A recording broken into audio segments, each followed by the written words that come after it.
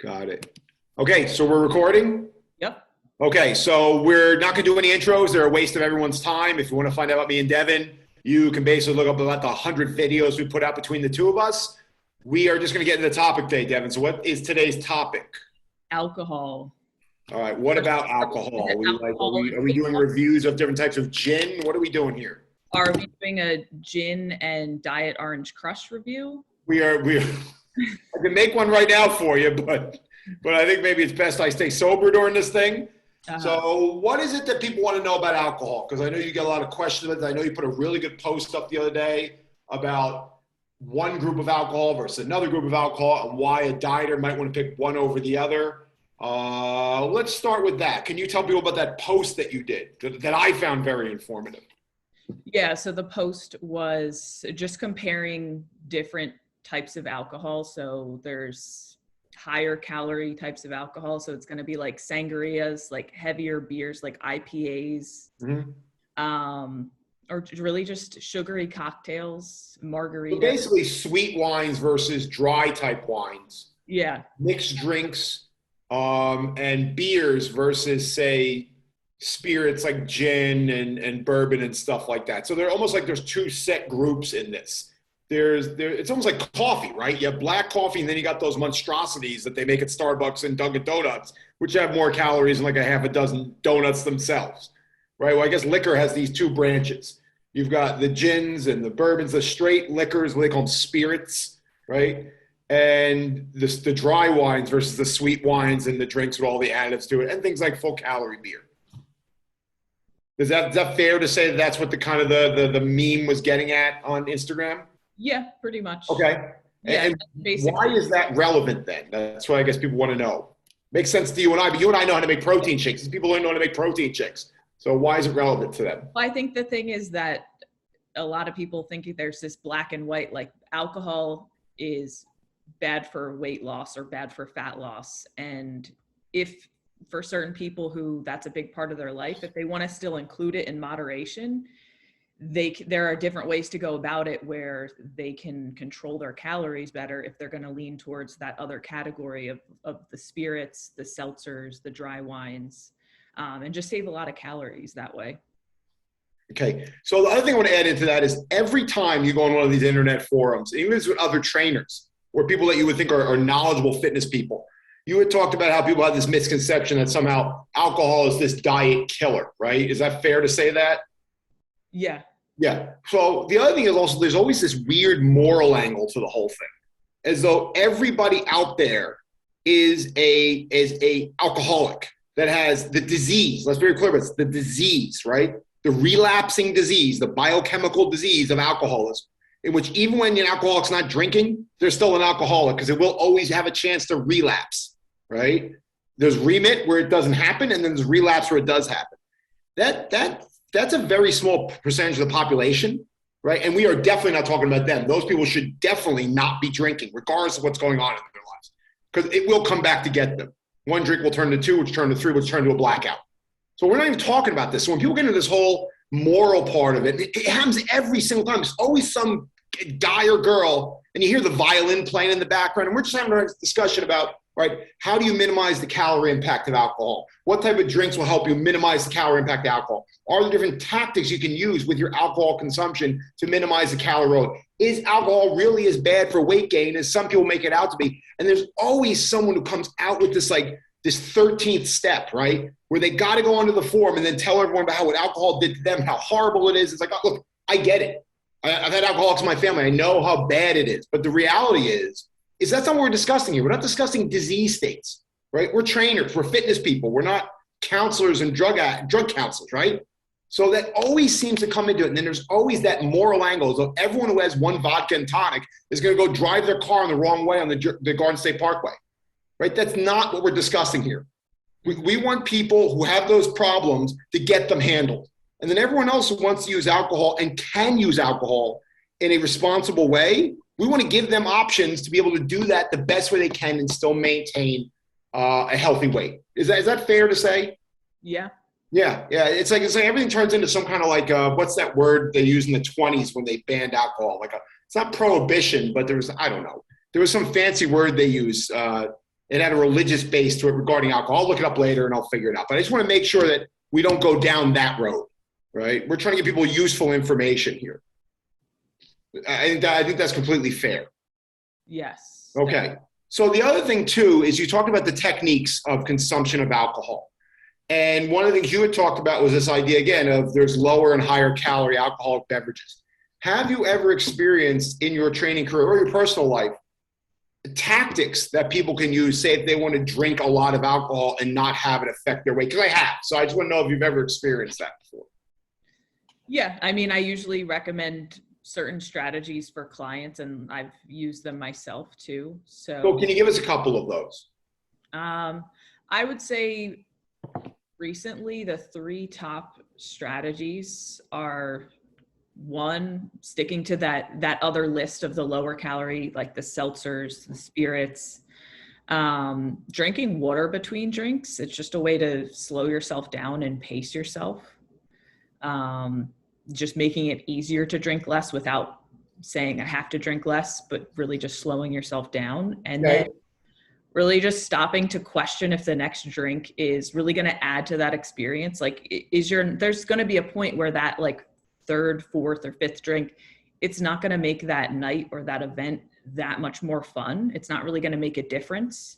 So, and that's probably something someone should decide ahead of time rather than in the moment after they've had a few drinks, but deciding maybe like what their specific number is in that regard. Well, it's interesting you say that because there's actually a saying in Judaism that 1 to 2 drinks brings you closer to God, 3 drinks brings you away from God, and 4 drinks turns you into a pig, right? And the idea of a pig, because it's considered a non-kosher animal, is a pretty big insult, right? So it's interesting you say that, is that there's also this concept, this strategy of moderation, that 1 to 2 drinks will actually give you the effect you're looking for anyway. And that once you start going down that road, further down that road, it gets you further away from why you were drinking in the first place. Unless why you were drinking in the first place was for probably all the wrong reasons, right? Like your life sucks and you just want to pass out so you don't deal with it for a couple of days, right? That's probably not the best reason to go out drinking.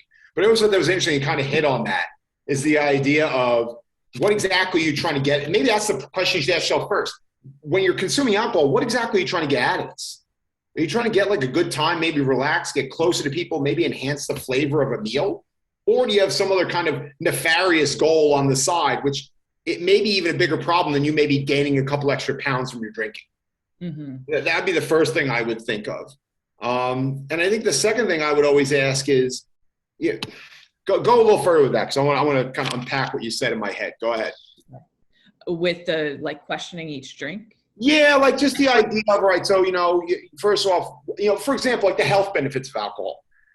Some research will show that people who ingest moderate amounts of alcohol, 1 to 2 drinks a day, have better health markers in a wide variety of factors than some people don't drink at all. Now, obviously, there's a 7-day Adventists who don't drink alcohol at all and live longer than everybody. That's not trying to make a clear line that you must drink alcohol to be healthy. But I think it kind of goes along the lines of what you're saying, is that what are you trying to get out of this, in the sense of 1 to 2 drinks a day is correlated with better health outcomes than no alcohol at all.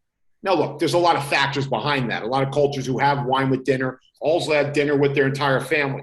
They tend to live in more nuclear families and have stronger knit communities. They tend to involve themselves in more exercise, more outdoor activities. They tend to eat more fruits and vegetables. They tend to be more active in general. It's not like the average cow potato is going to go drink 1 to 2 beers a day and live an extra 10 years. Right? We don't go down that road also, where we try to pick one isolated factor, completely take it out of its context, and then try to make a determination from that. But I just think there's a lot to that idea that you're hitting about 1 to 2 drinks and knowing, at what point you start moving into a zone where there is no way to consume alcohol that's going to help you maintain or lose weight. Mm-hmm. It seems like the exact opposite extreme of what people think is that every time you drink, you're going to drink 10 beers versus 1 or 2. Maybe that's why they have a hard time figuring out, how does alcohol fit with weight loss? They have this kind of black or white, drink this, don't drink that mentality. Yep. Because they don't understand the concept. You can have 1 or 2 beers and not an entire 6-pack at a sitting. Right. Right. Yeah. And I think that's a concept that people, as they become more successful with their weight loss or their health process or lifestyle that they're building, they start to understand that it's not just black and white. Like you have, like there's this big gray area, and a lot of good stuff can happen in the gray area. And usually the people that are stuck in that black and white mentality are just, they stay stuck and not really making progress in really building a healthy lifestyle. I got the word just popped in my head. Temperance. That was the social movement against alcohol that had a major, even though everyone in the Bible drinks booze all the time. Yeah. And they're tripping on mushrooms seemingly half the time. At least I can tell that because I have the part of the book I read. Everyone seems like they're getting high on something and seeing angels floating in the sky. But it was temperance. And again, a lot of this had a huge religious background to it. You know, even though Jesus turned water into wine because it's more fun that way, but whatever. Yeah, so that just popped in my head. I'm sorry. Go ahead, please. Okay. Well, I was talking about the black and white mentality and people who can embrace like this gray area and figure out how to make that work for their life. They have a much easier time in general with whatever it is, whether it's alcohol, whether it's other types of food, that like less nutrient dense food, like they have an easier time fitting those things in and getting healthier at the same time. Right. I'll give you, it's funny. I have two examples in my personal life. I had one person who told me, Mike, I'm going to binge drink once a week and there's nothing you can do to stop me. But I want to know if there's anything I can do to minimize the damage. And the only thing I ever found out that worked for this guy was this thing that Lyle McDonald talked about, this idea of protein modified fasting. So actually what he would do on the days he was going to booze up, he would only eat lean proteins and vegetables. And that was the key, was lean proteins. Because let me ask you this then, because that was one story that this guy ate lean protein vegetables. What's your opinion on the idea that alcohol makes people fat? What's your experience with that? Do you when you hear that, do you get like all twitchy like I do? Or remember, I get twitchy when people talk about like mayonnaise. So take that for what it's worth. But what do you think about this concept that alcohol makes you fat? Do you think there's something specific about alcohol that makes a person fat? I think three things come to mind. So one is just going to be their liquid calories. It's just easy to consume a lot of calories without feeling full. So and if you're consuming excessive calories, yes, you're whether it's alcohol, coffee, soda, it doesn't matter. Right. Two is going to be the eating that comes along with it. So like the effect that it has on blood sugar, usually the environment that people usually drink in, there's usually snacks around, or they're at a bar and there's bar food is usually right. High calorie food, or it's at a social event where there's just a lot of food around, or staying up late at night and then going out to pizza or McDonald's at 2:00 in the morning. Right. So there's the extra calories from food that comes along with it, and the extra calories that come along with feeling hungover and gross the next day and just wanting to lay on the couch and probably order Uber Eats or right, to soak up the alcohol, right? The acetones that cause the hangover, right? Yeah. And then the third thing is like just the fact that when your body's breaking down calories, the fact that like alcohol is like a toxin and it's gonna, before it starts burning fat or burning your calories from food, it's gonna start breaking down the alcohol. So eating, like what people commonly do is eat after they drink a lot, and then so that food is typically higher in calories, higher in carbs and fat, lower in protein and fiber. So that food is going to be much harder to break down because your body's trying to break down the alcohol. So, right. Well, alcohol is a poison, so it's going to be a priority, right? Your body's going to prioritize burning that up before it gets to anything else. So any fat you eat is going to go right into the fat cells and get stored because your body is preoccupied with the alcohol. I talked about this in the carbs make you fat video. The amount of carbs you'd have to eat to have your body go through this process to turn the carbs into fat is massive. It is a jar of Smucker's jelly every day on top of everything you're already eating, right? Alcohol, it's the same way. You know, when your body's worried about burning alcohol, it's not gonna burn fat, so it's gonna store fat. Same way carbs make you fat. Your body is going to preferably burn carbs because they're easier fuel to burn. So it's gonna allow whatever fat you eat to get stored into the fat cell. So that's why Mr. Binge Drinker, the day he drank, he always ate just lean proteins and vegetables because the lean proteins didn't have any fat. So he had very little fat in his diet.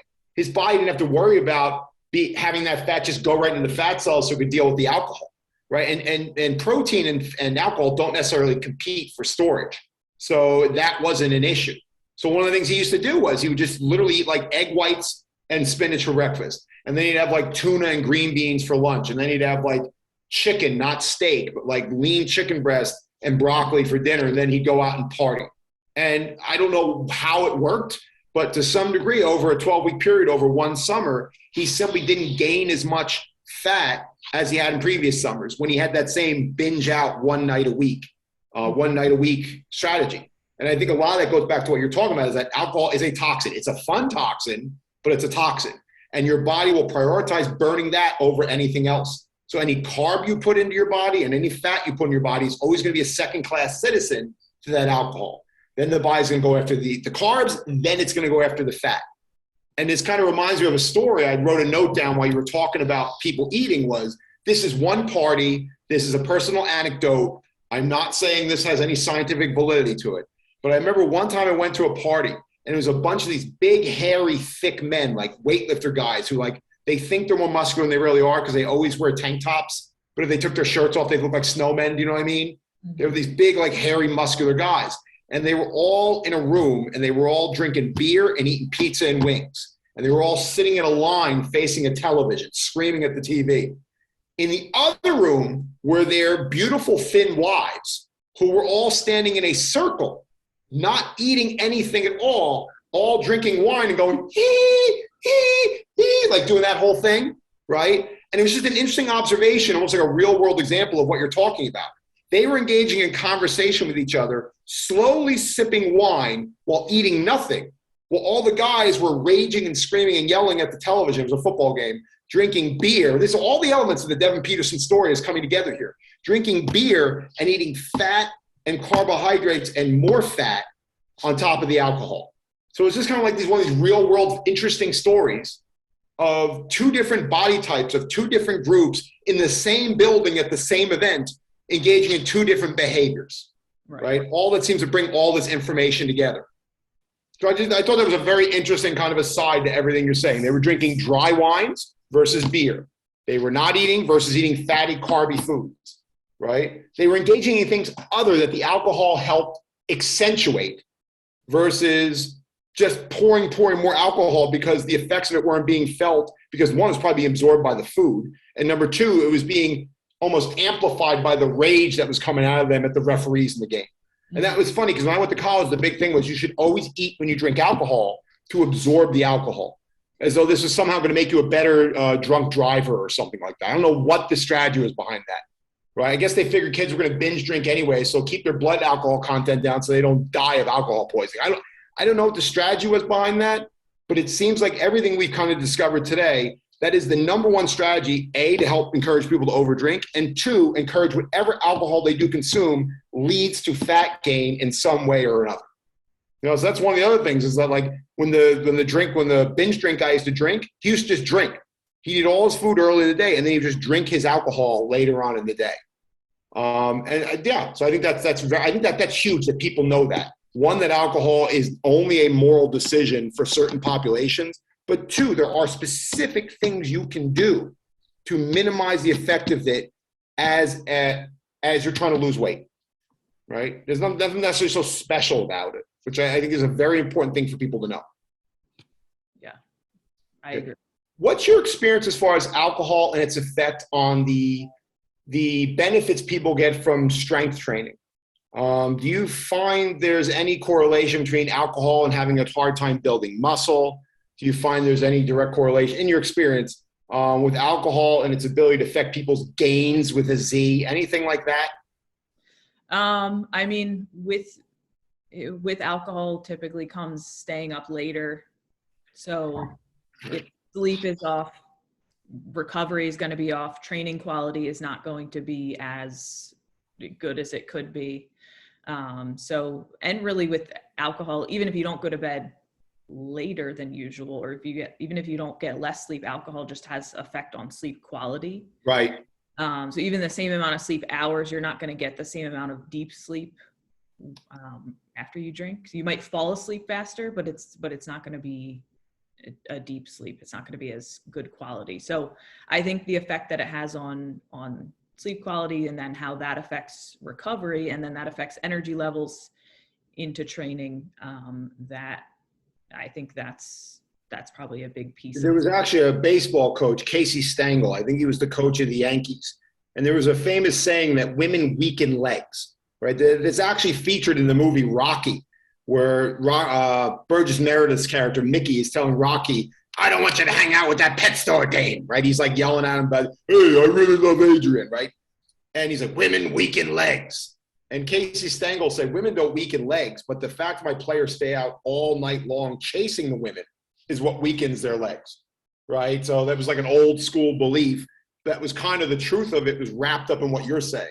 It's maybe not necessarily the alcohol, though dehydration can affect performance, right? It doesn't take many percentage points of dehydration to affect performance. And alcohol is the sole beverage that net dehydrates you. Coffee and tea do not dehydrate you. If you drink 6 ounces of coffee, you may only absorb 4 ounces of fluid. But if you drink 6 ounces of alcohol, I'm not sure exactly what that number is, but you're burning off way more fluid than you're ingesting, right? So that could also be another way that affects once the sleep is not as deep. And again, it's the behaviors associated with the alcohol consumption that affect the building of muscle and the training quality that goes into the muscle, not necessarily the effects of the alcohol itself, right? And I think the other thing we have to say is, I one time heard, I said this once in a clinic, and some guys were like, oh yeah, well I have a story. And there was this Soviet, this is how long ago this goes. There was this Soviet weightlifter, his name was David Riggert or something like that. I'm getting that wrong. But Riggert one time got bombed up on a bunch of vodka, showed up in the training hall the next morning and clean and jerked a world record with no warm-up. Basically showed up, he was like all hungover. He pulled up his singlet and he hit a world record like in the clean and jerk or snatch. And then he put the bar down and then passed out. And he's like using this as an example of that alcohol doesn't affect training performance. But the reality is you have a genetic freak doing genetic freak things, probably on a bunch of aromatizing supplements. You know, you can't use that as a description of the general public. If the general public, what's that? You have a theory as to why he was able to do that? Because he was a steroid using genetic freak, yeah, who happened to probably get kicked out of bed by the coach, said, get out there and go train. He probably hit the world record so he can go back and pass out in his bed again. That's probably why he did it. Because guess what? Freaks do freaky things. That's what they do, right? And you can't use them as a comparison to the rest of the public. I mean, look at all these wacky things that these genetically thin dancers do, or these genetically freaky. I mean, look, there's some athletes who eat one meal a day and it's like Doritos and pizza. And everything they eat partitions into muscle, right? You can't use that as a reason why you should do the things you do. Why did David Riggert do it? Probably because he was crazy. Probably because if he didn't lift that weight, he'd probably go work in the salt mines or go work in the toilet bowl factory or wherever else everyone who wasn't a professional athlete in the Soviet Union had to go work in if they weren't an athlete. He probably wouldn't have had his own car, because of the wonders of communism. He wouldn't have had his own car, his own apartment. He probably wouldn't have had the quality food that he had. He probably had to work for a living and live like every other person in that country lived miserably, right? So there were probably a ton of social factors that went into his ability to do that. There was probably a ton of psychological, attitudinal factors that went into that. I bet if he trained like that every single day, he would have been a world-class weightlifter. And I bet if he showed up to the Olympics like that, he would have got smoked, right? And that's the point, is you can't take freak athletes doing freak occurrences. Look, there was some lady in Arizona who once picked a car up off her son, right? I'm not going to go lay under my car so that to celebrate Mother's Day, my mother can pick the car off of me, right? Freak things happen. That's funny that you bring that up, because that's kind of what I was getting at when I asked you about your theory. Because like with his not getting good sleep, I think sometimes what can happen is when sleep is low, like cortisol elevates, like your body's in a stress state because it's not recovered. And then with the stress state, like you just running off of adrenaline, kind of the same thing that happened with the mother picking the car off. Yeah, that way to bring the science into it, Devin, that was really good. Like a total dumbass that was like, actually, Mike, it might be the interaction of the cortisol with the increase of the adrenaline that actually made him lift a heavier weight.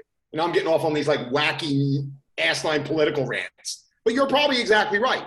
That I'm sure that had something to do with it. But it's like anything. You pull that trigger enough time, the gun is going to run out of the Jason. What's Jason's last name? He works with Joe Smeck. Jason Richards. he says it all the time. Like training is like, it's like a gun with bullets in it.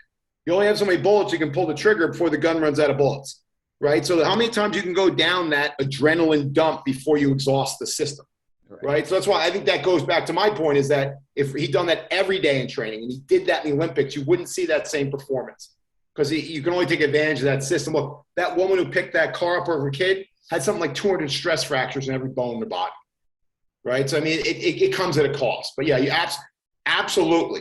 I think that is a wonderful – that's Frank the Tank debating James Carville in the end of Old School, right? That was a perfect scientific explanation for why he was probably what he was able to do in that one moment, right? But you can't rely on that as a way of life. Right. So that was awesome. No, that's great. Yeah, I don't find alcohol does really much of anything to training unless it affects the things that go around training, like dehydration and recovery and stuff like that. Yeah. That's good. That was great. Thank you. Wow. You just leveled up right there. That was fantastic. I'm just going to sit here and bask in your glow. Go ahead. What's the next thing you want to discuss? No, actually, I had some questions I wanted to ask you.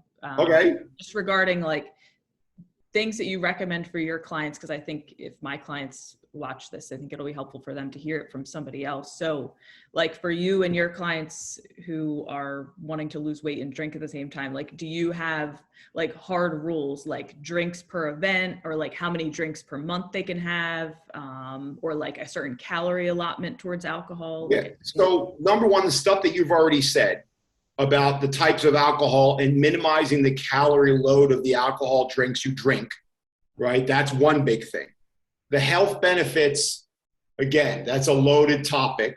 What exactly are those health benefits? It's a lot of factors coming in. But even if you just took it for what it was, it's no more than 1 to 2 drinks a day, right? So we're not talking about, we're talking about not glasses of wine the size of my Flyers cup, right? It's the typical, 12-ounce beer is a 6-ounce wine is a 1-ounce shot of vodka kind of thing. I think that's the ratio. We probably can find that chart and put it up for people. But, it's 1 to 2 a day. Once you start going past that, whatever health benefits you get from it either become a diminishing return or become outright reversed, right? So that would be the next thing. I always prefer people don't demonize anything, because it seems like every person who's successful at dieting has less drama and less excitement around their diet.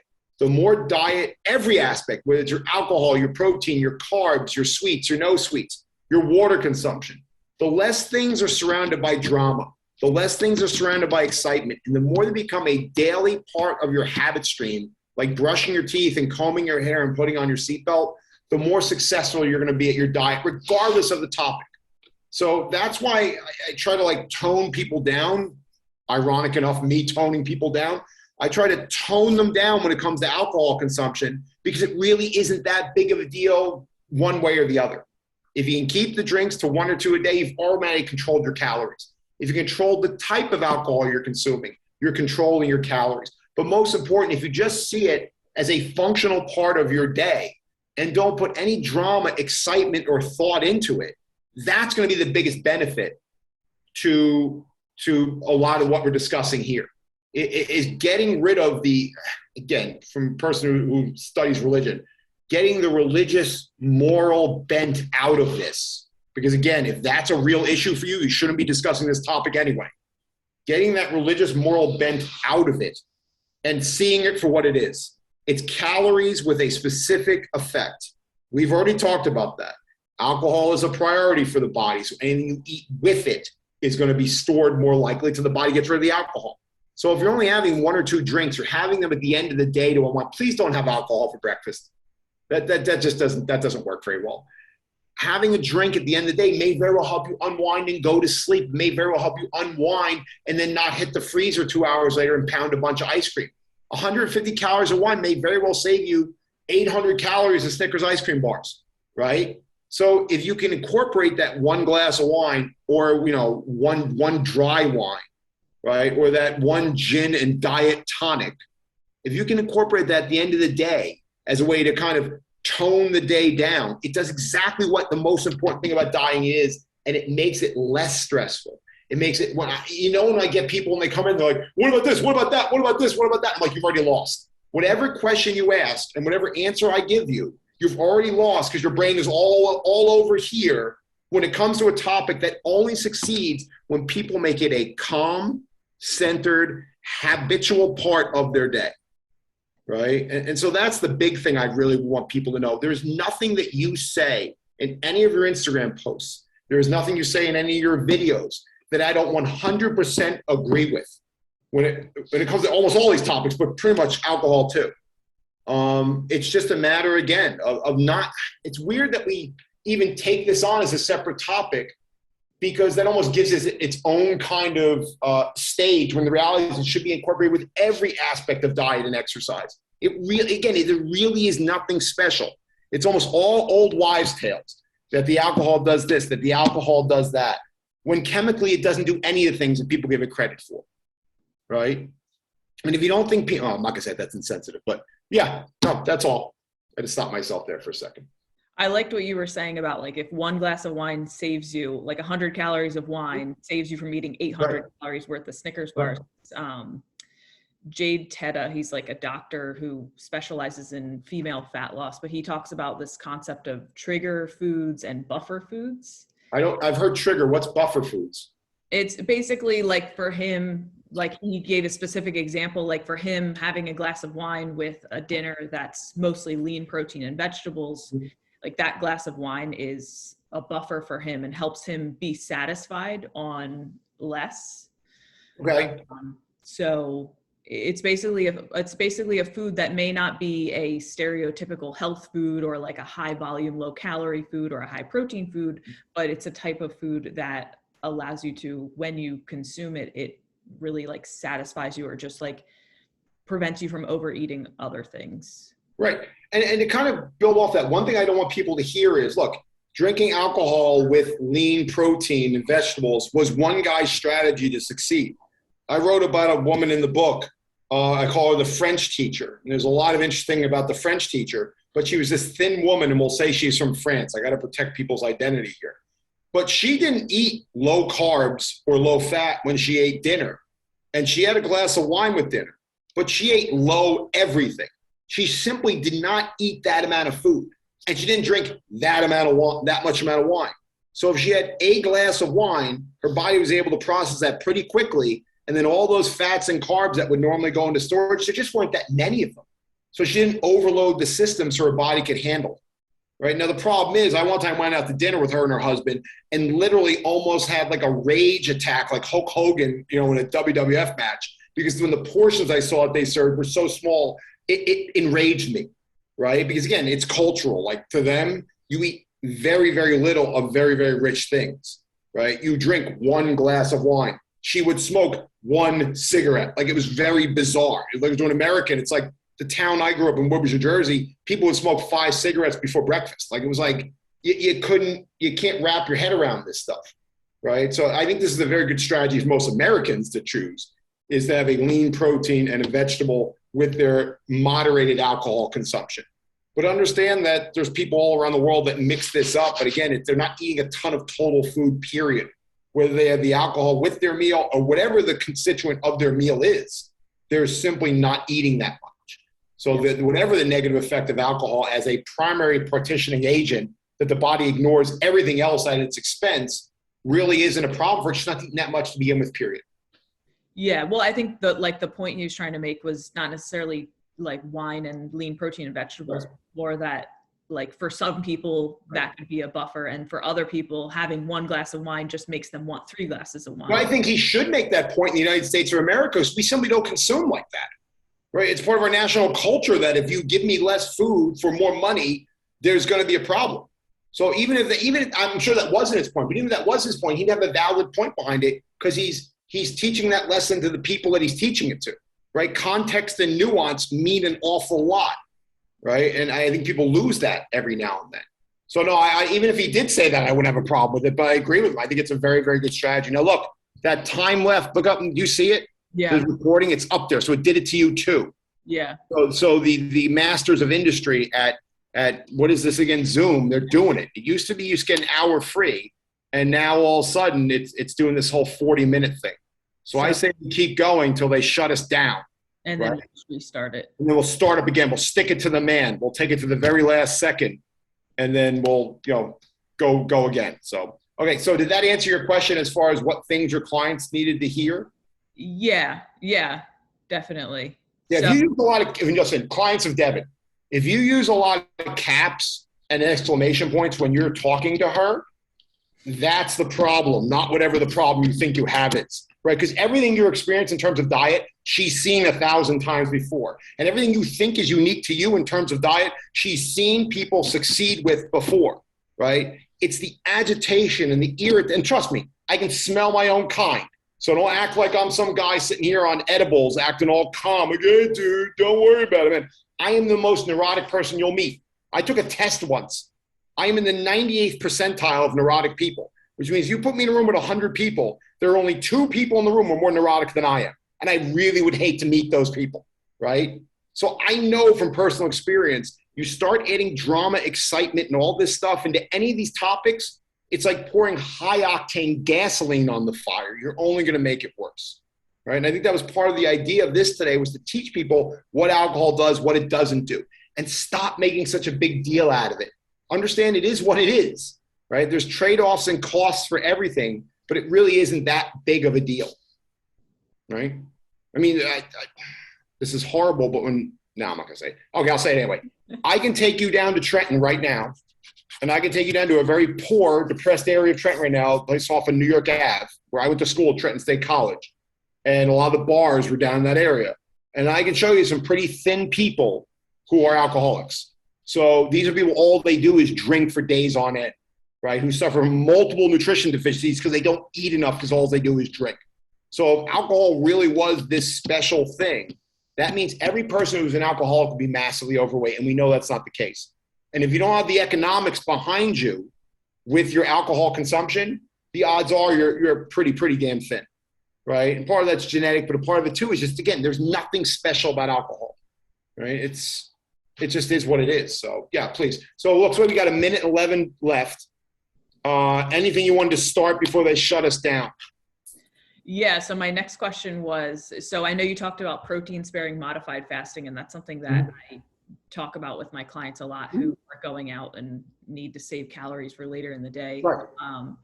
But aside from that, do you have any specific strategies that you recommend for your clients to use when out to drink, and maybe when there's like food around and there's just going to be a situation with a lot of calories while they're drinking?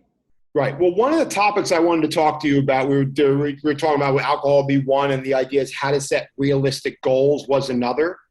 I find a lot of times the problem when trying to give advice to human beings is you're giving advice to human beings, right? So people are going to do stupid stuff. They're going to say stupid things. Look, I'm a perfect example of this. They're going to do stupid things. If doing stupid things while drinking alcohol made you an alcoholic, I'd have to legally change my name to Bill W. Like, that's just the reality, right? So alcohol